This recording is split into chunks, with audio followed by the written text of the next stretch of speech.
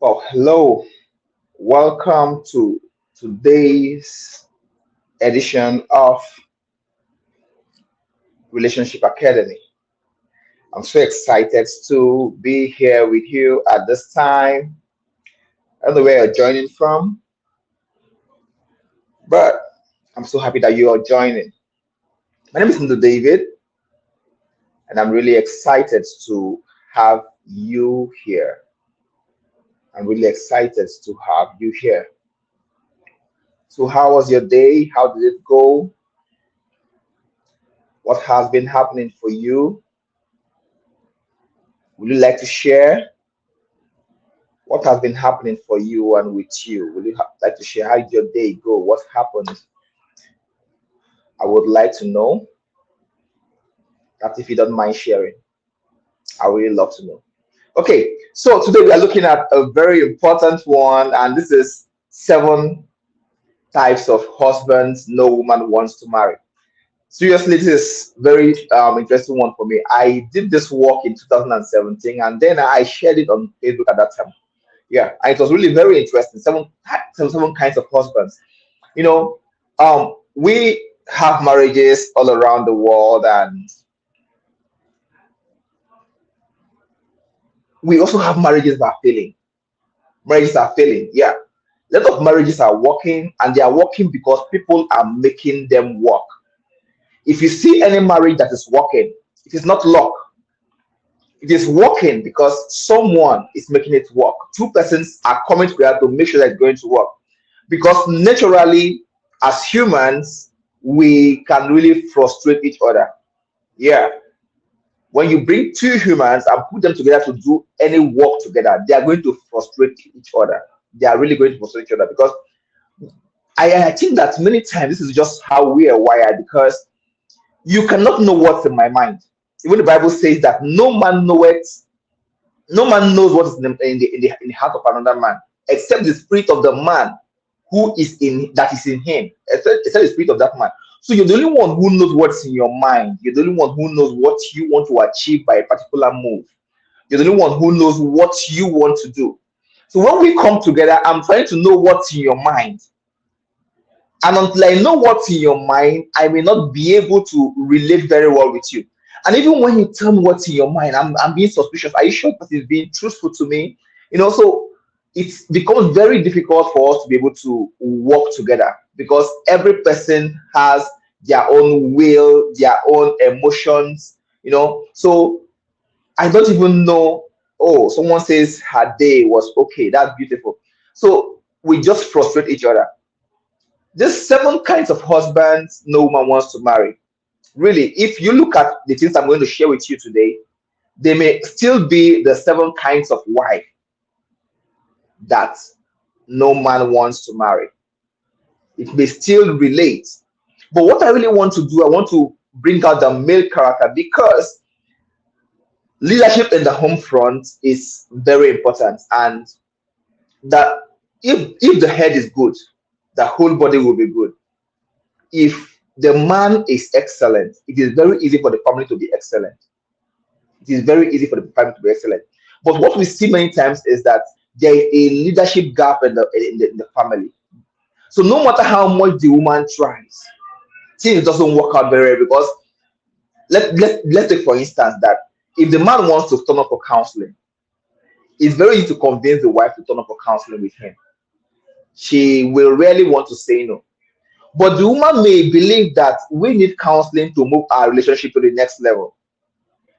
Until that man agrees to that, in short, many men will not even agree. Except it's coming from them, they're not going to agree to it.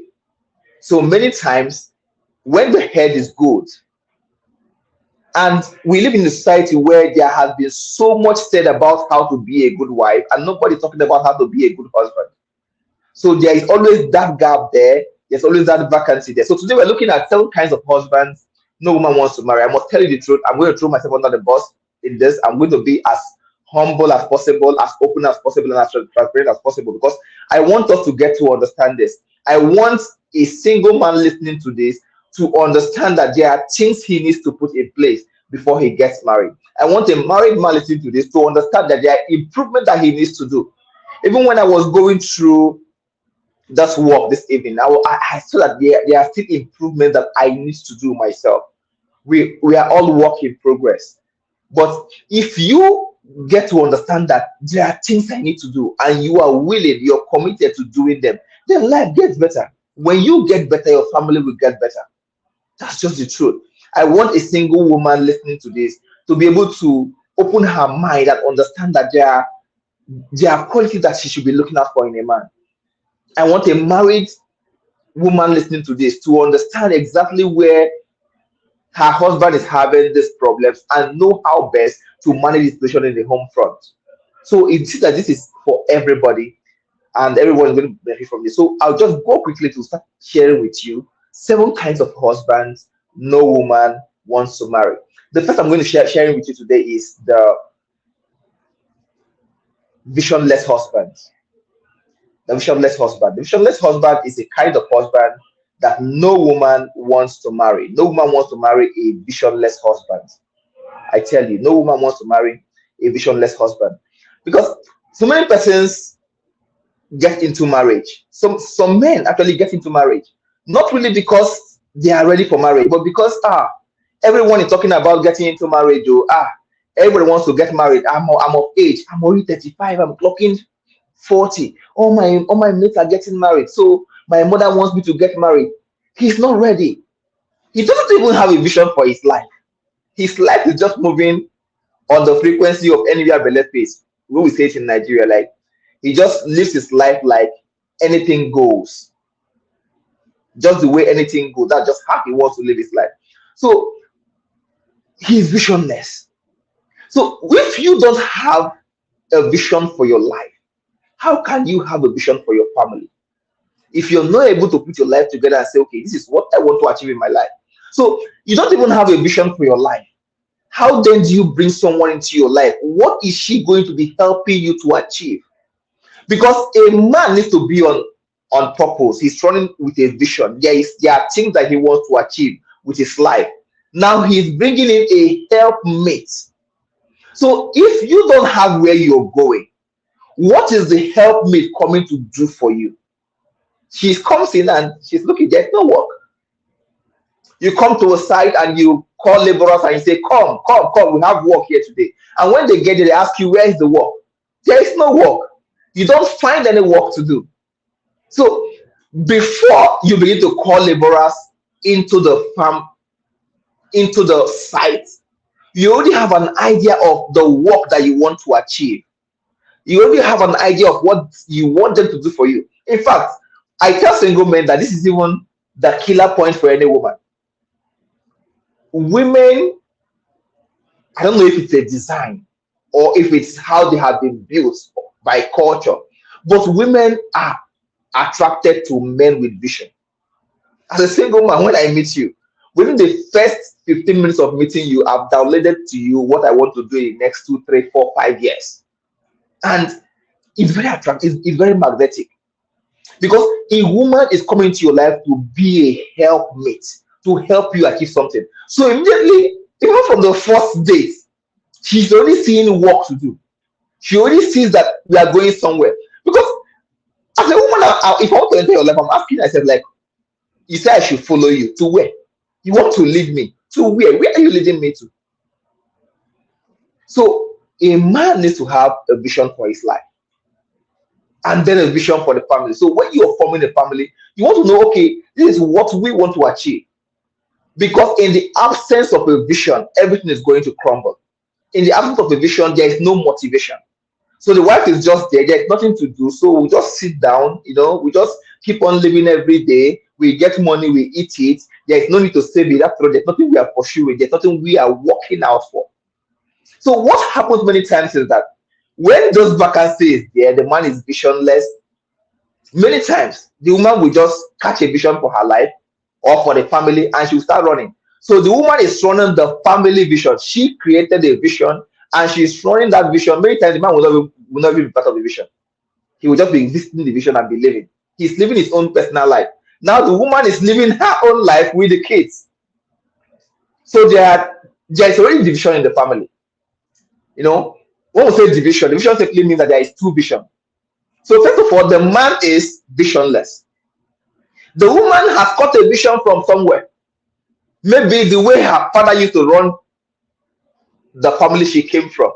Now she's running that vision in the man's house with her kids. So the man is just there like a visitor who comes in, supplies the money, but he's not involved.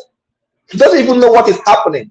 He doesn't even know the what class, what school the kids are attending. The woman is running her full-scale vision in the home. And if you come to those families, you see it will be obvious that there is a leadership gap, there's a leadership vacancy that the woman is feeling. She's the one that will call everybody for morning devotion because she's the one that has the blueprint of the family. The man will not even come out for the morning devotion. He will be in the room. He will be in his bedroom. He will still be sleeping or doing whatever he wants to do that morning. And the woman is the one praying with the kids in the sitting room, trying to chart a course for the family while the man is aloof. Then when the kids grow up and they are so attached to the mom, and he's wondering like, my kids, they have stolen my kids from me. He's not they don't even look my side. Everything they are buying for them, but you weren't there. The kids have grown up to follow the person that has the family vision, and which is the wife. So what happens many times is that the woman is going to catch a vision and she's going to run with it with her kids, while the man just stands aloof and maybe just keep on supplying money, keep on bringing money for school fees, but he's not involved. Bringing money for school fees, bringing money for food does not make you a father, does not make you a husband. Anybody can donate money. She can even get the money from her own father and fund the family and do what she wants to do. But as a husband, as a father, you want to have a vision for your life. You want to have a vision for your family. And you want to lead everyone to run with that vision. God said, for I know Abraham, that he will command his family after him. His family after him. That means he is in front. He's running with vision, and they are running after him. Second thing that may happen when the man is visionless is that anybody can just come and lead the family. So the woman may just catch a vision from her boss in the office. So she's patterning the family like the family of her boss in the office. Some women are even patterning their families according to their ex. Someone that they dated that now went abroad and now they are still in communication. In fact, the ex is the one sending money for school fees sometimes. You just wake up that yesterday, I've paid it. She's running the vision, but the vision is not even your vision. It's not even hers. She's running the vision. Another man is running your family from somewhere.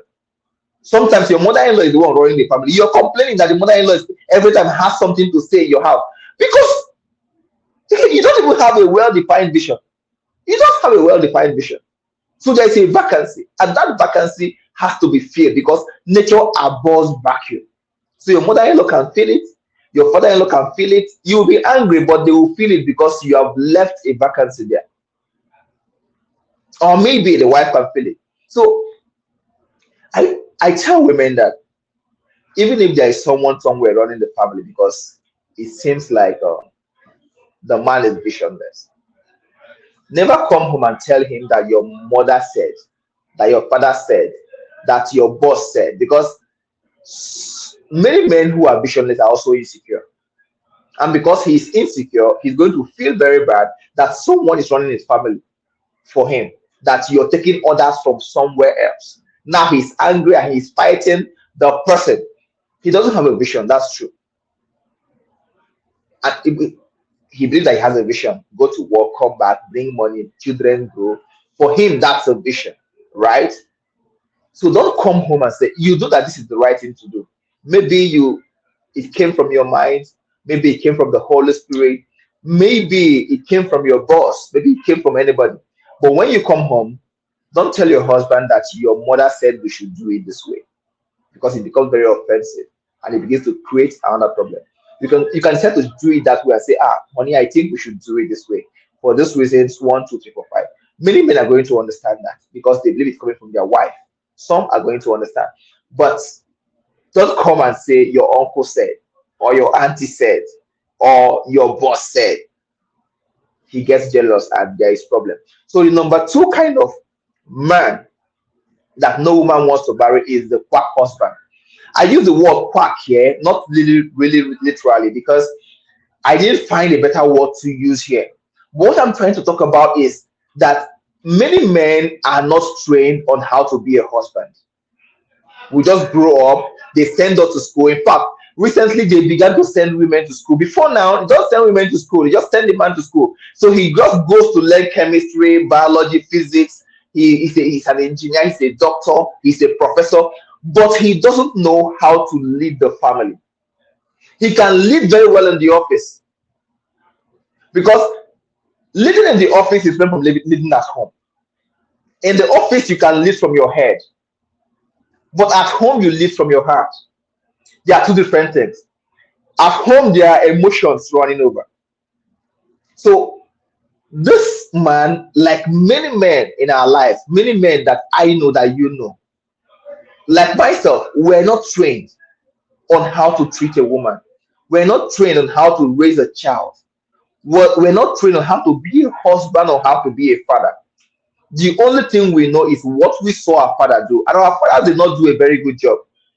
Yes, our fathers did the best they could in their generation with the information available to them. But if we keep doing things the way our fathers do it, we may not be able to parent this next generation. So the quack husband is the one who doesn't know so much about what he needs to do to make the woman happy, what he needs to do to lead the woman in the way that he should, what he needs to do to be a husband, what he needs to do to be a father. That's the quack husband. And this is the kind of husband no woman wants to marry. Because every day you're frustrated. You don't even know how do you even handle this? You're expecting that he is going to do this. You're expecting that he's going to pay the school fees. He's not going to pay it. Sometimes it's not even about the money. He just feels that it's not his job to pay the school fees because after all, his mother was the one that used to pay school fees. I did not single mother who are paying their children's school fees. Why can't you pay your child's school fees? Why can't you pay? In short, let us split the bill 50-50. You bring your half, I bring my half. So you get to see this that some men are just incompetent. Sorry to say, incompetent. We were all there at some point. But as a man, you have to take personal responsibility to improve yourself, to find out what you need to do and how you need to do it. Buy books, see videos, learn, ask questions, talk to more mature men. If you need to go for counseling sessions, go for counseling sessions. But somehow you need to be competent enough to lead in the home front because everything rises and falls on leadership. We cannot fail our generation.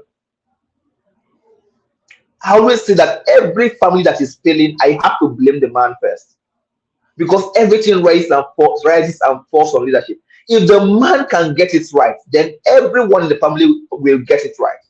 Everything rises and falls on you. Then if you're that one who is already married to a quack husband, you have to be patient and understand that he's not intentionally choosing not to do the right thing. Many times he doesn't even know that what he's doing is wrong. He doesn't know. He doesn't have a clue that what he's doing is wrong. To him, this is what my father did. This is how my uncles did it. And their marriage did not break. They did very well. And why can't you just be a woman like my mother? Why didn't you marry your mom? But really, he doesn't have a clue. So you have to be patient. If possible, you have to subtly come home and give him materials. Send videos to him, show him videos. Let him meet other men who are doing better. Somehow he's going to begin to pick it piecemeal by piecemeal, and he's going to keep on improving. Many times you see that people who were very bad husbands in their 30s become very good husbands in their 40s. It happens. They become very good husbands in their 40s because they have learned over time. They didn't know. They did not intentionally choose to be wicked or choose not to do the right thing, but they did not know. That is where you have to be patient. That's where you have to keep on pushing, talking about it, starting conversations about this, trying to supply materials, and just help them get better. The third kind of husband that no woman wants to marry that I want to talk about today is the insecure husband. The insecure husband is the one that believes that everything rises and falls on him. The insecure husband believes that everything rises and falls on him. To him, it has to be him. If whatever you do is about him, if you shout too much, you're shouting because you want to intimidate him. If you go out there and not, it's because you want to. He just feels that. I think sometimes it stems from pride. Sometimes it stems from self-consciousness, low self-esteem. But somehow he believes that the world revolves around him. He's so insecure. He believes that everybody wants to overshadow him. He's afraid that his wife wants to outshine him. So he is doing everything he can to put her under. He must be the one that is the shining light. But your wife's shine cannot stop you from shining. There are many women who are shining out there. They have husbands. There are women who are captains of industries, leading great organizations in the world, and you know them and you admire them. But you have a wife at home. You can't even let her shine. You want to put off her lights because you feel intimidated by her presence. You feel that if she gets to this point, she's not going to respect me. You married a woman. Your job is to keep on helping her grow. Your job is to grow her. Even if growing her will mean that she's going to grow taller than you are. So a farmer plants a tree. His prayer is that the tree will probably grow taller than he is and bear fruits. He's not intimidated by the height of the tree. So why are you intimidated by the height of your wife? Why is the achievements of your wife intimidating you to the point that you want to put her down? I know men who will say, you're not going to that job anymore. They will seize the key to the shop. They're just insecure men. He's not afraid that something is going to go. They just don't have this security. They're afraid that something is going to go wrong. Maybe if I take her abroad now, another man will carry her. Maybe if I take her abroad now, she will start joining all those American women and start intimidating me. And I'll start sleeping outside in the car. She will be in the house alone. Why are you afraid? If you treat her well, she's going to treat you well. If you treat her like a woman, if you love her with all your heart, if you respect her as a human being, because many times what you keep giving to a woman and she keeps on absorbing is what she will turn around to give back to you at some point in her life. What you've been doing to her at home in Nigeria, and she's enduring because the environment does not allow her to speak up. It's what she begins to do to you once she leaves the shores of Nigeria. That's the truth. She's been storing it up for you. I'm not saying that is the right thing to do. Yeah, of course, there are cultural shifts when you move from one location to another. And many times we want to move and retain our culture. But many times, you're not even asking if she's comfortable with that culture. You're not even asking. You just care that if we make this shift, if she has more money than me, I will not be able to talk to her again. You're just an insecure man. And you can do better than that. You can actually do better than that. But what if you're married to an insecure man? You have to know that you will also be patient with him. You have to know that you'll be able to always explain things over and over again. No, I'm not doing this to disrespect you. I'm doing this because of this, that. The truth is that you've already married this person. If you're a single person and you notice that man is so insecure that you can't even make any move without him feeling intimidated, then maybe you can choose not to go ahead. But now you're married. Now you have kids. And you have to write. That's where emotional intelligence comes in. You have to be able to handle his emotions as much as possible and make him understand that you are not doing this to disrespect him. and that this achievement is not going to stop you from respecting him. Because many times they're the ones who want to shout, I'm the head of the family, I'm the head of the family. If you have to keep on reminding people that you are the head, probably there is something in you that makes you know that you're not the head.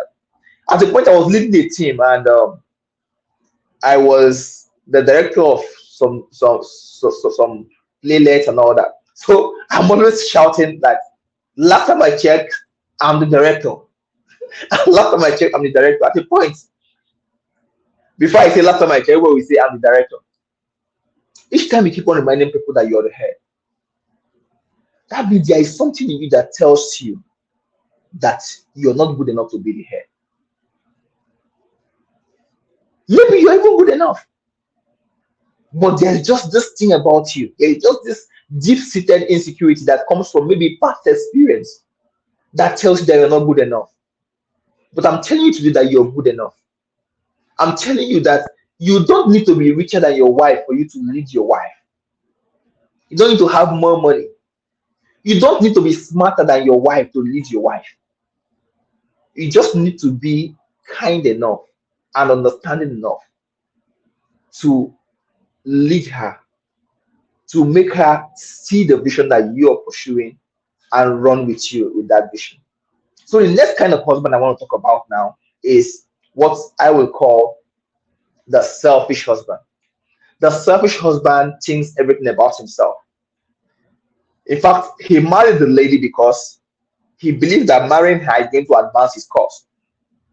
And there's nothing wrong with that. The problem here is that he doesn't mind if anybody is hot.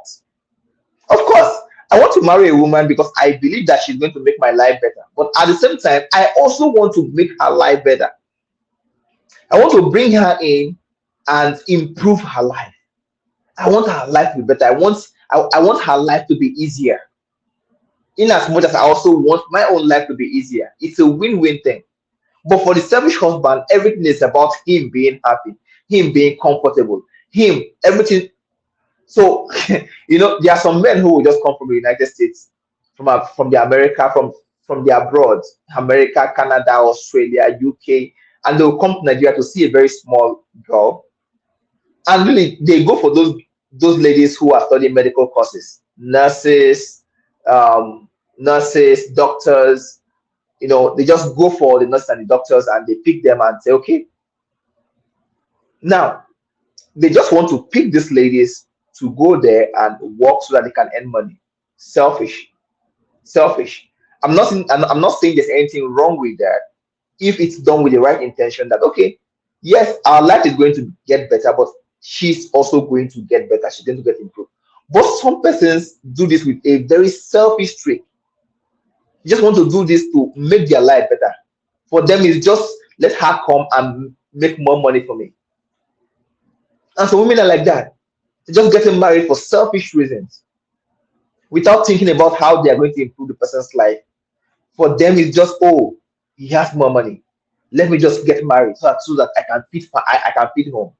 So the man is the occupation, the man is the job, the woman is the job. Selfish people. And I love it when two selfish people get married. It doesn't work out at all because they are going to keep on eating at each other. So the selfish husband is that one who believes that everything is about him and he wants to keep on making profits out of marriage at the expense of the wife. A woman who is so selfish that she is seeing everything to be to her advantage at the expense of the man. She doesn't mind. Yes, let's get divorced if we're going to get divorced, but I'm going to get my alimony. For her, getting married, getting divorced is as long as it makes her life better. As long as it gives her the baby girl lifestyle, she's just going to relax and enjoy your money. But there are men like that who are very selfish. Being a father, being a husband is about giving. Being a father means that you're the source. You're the supply. You're the supply of love. You're the supply of finances. You're the supply of every good thing. So You cannot be selfish and be a husband at the same time. You cannot be selfish and be a father at the same time. You have to look back at your life and say how selfish you have been. Have you been thinking about just yourself, just me, myself, and I kind of lifestyle? Then you have to improve on that. You have to notice that you have brought someone else into your life. Now, in as much as you want to love on yourself, in as much as you want life to be better for you, you also want to love on this person sincerely. You also sincerely want to make life better for this person that you've brought into your life. Not really about improving yourself, but improving the whole family. The next kind of husband I want to talk about is the chameleon husband. The chameleon husband is this one who shifts the goalpost at every point in time, depending on where he is and who he's talking to. So he can be with the wife now and he's promising her everything. I'm going to do this for you. I'm going to do this for you. The moment his family comes in, he changes. Maybe he's afraid that they're going to see him as Umar Rabba. He just switches. And somebody is wondering, is it my same husband who was so nice to me here? Is it my same husband who promised to love me for the rest of our lives? How come he's just changing right now because money has come in? How come he's just changing right now because he saw his family? How come he's just changing right now? He just told me yesterday that he's not going to do things this way. Now he's just doing things this way. It's as if my husband has changed overnight. Then the next day he comes back again and he's all lovey-dovey. His character is just not stable, depending on the environment he is in at the point in time. So I can't even trust. I can't even say, okay, this is what my husband is going to do. I can't even say this is what my wife is going to do. They are just unstable. And this is the chameleon kind of husband. And this is the kind of husband that no woman wants to. A woman wants to have security in a man. She wants to be sure that this man will be here, come rain, come shine. She knows she's not perfect. And believe me, everyone knows their weaknesses. Most people know their weaknesses, I should say. And they know that they're not good at some points, in some areas. They know that they're not good in some areas. And they believe that you're going to have the stable character at every point in time and help them move through their weaknesses, help them overcome their weaknesses. Not that today you're all hot, you're all lovey-dovey. The next moment you're all cold, unstable as the waters. That should not be you as a man. That should not be you as a husband. That should not be you as a father. We can do better than that. Next is the political husband. The political husband is just like the selfish husband. Everything is about him advancing in life. Just the same way. He doesn't mind coming here saying everything negative about his wife, who has not done anything to him, just to make sure that he is liked by people, just to make sure that people are going to like him, are going to accept him, are going to pity for him, and treat him like, okay, he's suffering so much. Oh, and there's some women who are like that anyway, who will come, they will so talk about their husbands that you'll be wondering what kind of devil did they marry. But by the time you come close, you find that everything that they were saying was not even true. The same person who came to you today talking about their wife, how wicked their wife is posting her picture the next day on her bed. They are saying something totally different. You're wondering, like, what is he trying to achieve? Like, he's just doing everything to put himself as the good person and the woman is the bad person. And there are some women who are like that also. They will say everything bad to make their husband look like the bad person and they the good person. For them, it's just all about being accepted by everyone and their personal advancement. They are the ones who are going to pick up chats, post on social media. But why would you even want to put chats between your spouse and you on social media? Why? Because you're having these differences and you're putting up on social media for everyone to see that you are right and your spouse is wrong. For everyone to see that your spouse is begging you. For everyone to see that your spouse in their most vulnerable states. Why would you want to do that? You just want to advance your own cause, but it's not supposed to be so. We can do better than that. Next is the controlling husband. The controlling husband will do everything to micromanage you. He wants to have every detail at every point in time. This looks like myself, you know. Sometimes it comes from lack of trust. You just believe that you're the only one who can do everything and do it right. So on if you're not the one that did it, that means it's not correct. It drives you to begin to micromanage people. You want to see what she's doing, how she's doing it, when she's doing it, who she's doing it with. You want to follow through with everything, not out of care, not because you care so much and you want, but because you just want to make sure that everything is going to go your way. The way you said it is the way it must go. She must not deviate, she must not bring in her own creativity into anything. If it's not the way you said it, then you are not part of it. It's not going to work. You don't mind scattering everything. You're a very controlling person. Things must not always go the way you have planned it because you're working with someone else who also has a brain. If you believe that she's not smart enough to be your wife, why did you marry her? But if you married her, you have to understand that she has a brain. So she has her own will, her own intellect, her own emotions. She has some ways that she wants to do things that may be different from the way you want to do things. And that doesn't make her way bad, only makes her different. She has her own intellect, she has her own way of interpreting things. And the reason for that is for her to add to what you know already, not for you to silence her own intellect and run with only yours. She has her own emotions that you should be aware of and know how to deal with.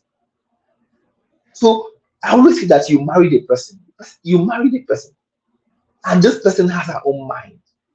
She's an adult. Well, I know you're not a pedophile. So why not let her do things? Why not give her opportunities to shine? Why not give her opportunities to express her creativity? Yes, maybe you went to the village and married her from the village, so you believe that she doesn't know anything. But village girl still has village brain. And sometimes there's some problems that your city brain will not solve, that her village brain will solve. That is why she's a village girl. But you will not know what God has put in your wife until you begin to give her opportunities to shine, until you begin to give her opportunities to do things with her own ingenuity. And I believe that this is the kind of man you want to be. You want to be the kind of man that wants to know how many meats are inside the pot of soup. Sometimes you want to shout at every little thing, you want to scream, intimidate everybody to keep quiet so that things will go your way. So others will just want to just keep quiet and use anger to control you. Like they're angry, they're not talking to you for weeks.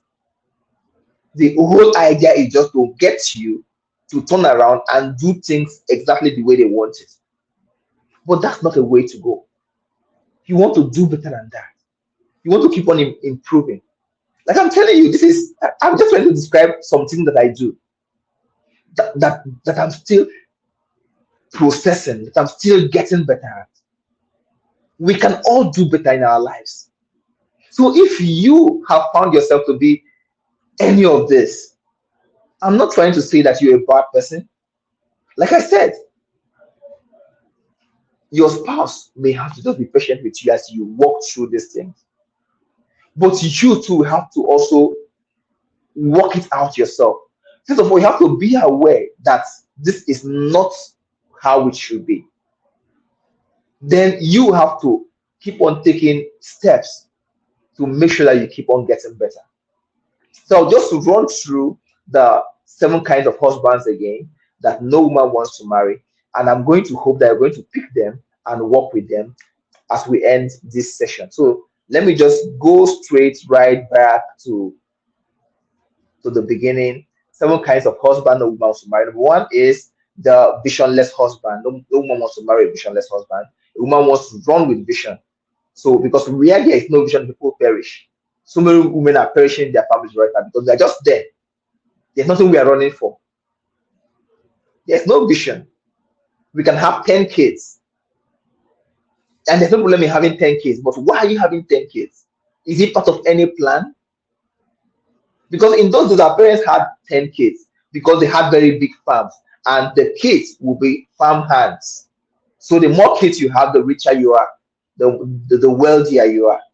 But you're just having 10 kids now without any reason because those who you got married to the same time with already have 7 and you are still in 5. So you want to work hard to make sure that you have another one next year. You're not even thinking about your income. No vision. No woman wants to be with a visionless man. No one wants to be a quack husband, like I told you. The Bible says that we should dwell with them according to knowledge. So you must know something as a man. As a man, you should know something. You should read books. More than just your engineering books, your medical books. You should read books that will help you to understand how to treat a woman, understand parenting. You should be actively parenting with your wife. You should be actively parenting. Parenting is no longer the thing of the woman. Next, like I said, is the insecure husband. Let your wife shine. Let her shine. You will not die. Her light is not going to dim your light. Let her shine. She still Mrs. You. Let her shine. Other people's wives are shining, and you're seeing it and you're admiring it. In the office, you're working with other people's wives, and you like it. So why can't your own wife shine? Your wife should shine. That's your job, is to help her shine, not to dim her lights.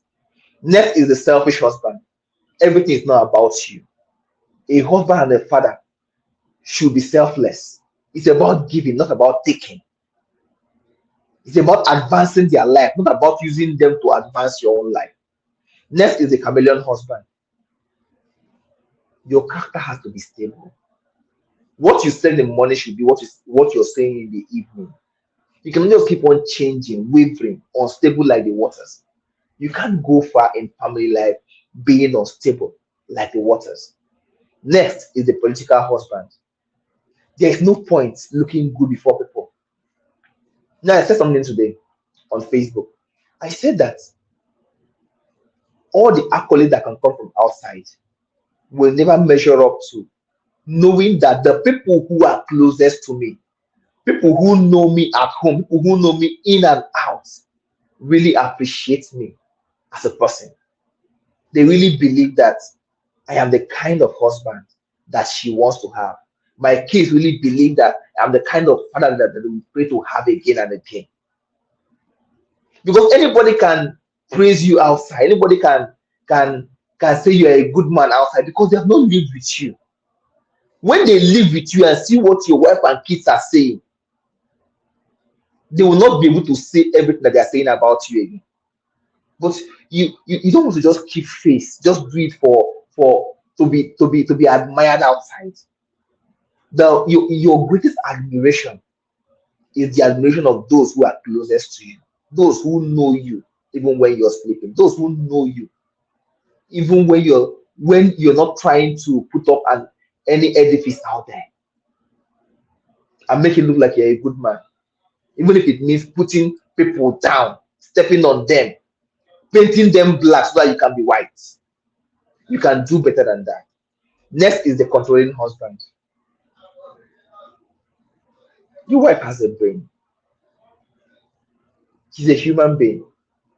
You can do better. I can do better. We can all do better. And our world will keep on getting better. Marriages will keep on getting better. Your marriage will win, and your marriage will be a model to many. People will look at your family and say, I wish I can be like this man. I wish I can lead my family like this man. And God will be proud of you. You're going to get your reward. Okay, thank you so much. I believe I've shared enough about this. We've come a long way. This is almost 50 minutes. I didn't plan that it was going to be this long, but thank you so much for staying. I'll just look through and see some comments, and possibly if I see questions, I'm going to answer. So if you have questions, why not just bring them on? Let me just take them in the next 5 or 10 minutes. I'll take just maybe 2 questions if I see any. Let's run with this. Okay.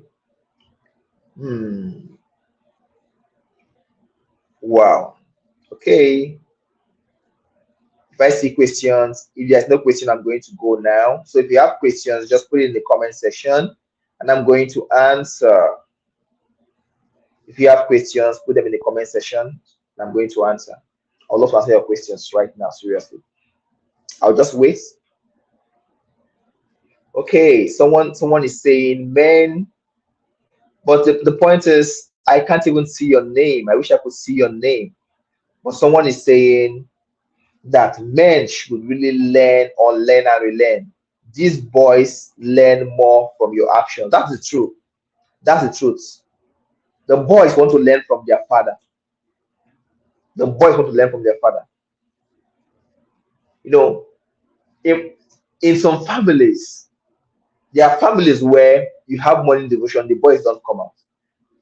So it's just the mother and her daughters having family devotion. The boys will not come out. Maybe they will come out when they are very small. As they begin to get into teenage, they will stop coming out. Why? Because the dad doesn't come out. Dad doesn't pray. So prayer, going to church just seems to be like a woman's thing. It's for women. That daddy does not go to church. So why should I go to church? Daddy drinks beer, so I should also drink beer. Daddy smokes, so I should smoke. So your sons are watching you. That's just the truth. We cannot run away from this. Your sons are watching you. So you want to live the kind of life that you want your son to live. So the life you're living right now, is it the kind of life you want to see your son live in the next 20 years, in the next 30 years? Is it the kind of life you want to see your son living? That's one question you have to ask yourself. That's one question you have to ask yourself. Ooh. Someone says, please, how do I share this? Because my husband needs to listen to this. Invite him to the group. And it's also on YouTube. Okay, check my YouTube handle at Dro Ndu David, at Dr. Ndu David. Check YouTube, search for my handle on YouTube at Dr. Ndu David, at Dro Ndu David. You're going to see this video. It's already there. It's showing live right now on YouTube, so it's still going to be there. So you can, if you see it, you can share with him, and I believe we are going to do better. So just share with him. He's going to see it on YouTube, right there on YouTube at Dr. Ndu David. Wow, my brother Ivo says is boys to men. Yes, boys to men. Yes, the boys are going to grow into men, and what they are going to do as men is what they are seeing you do right now. In fact, your teenage boy believes that he's already a man. So everything he's seeing you do right now is what he's going to do. I know fathers who bring alcohol home every day, drink beer at home every day, and they're telling their son not to drink beer.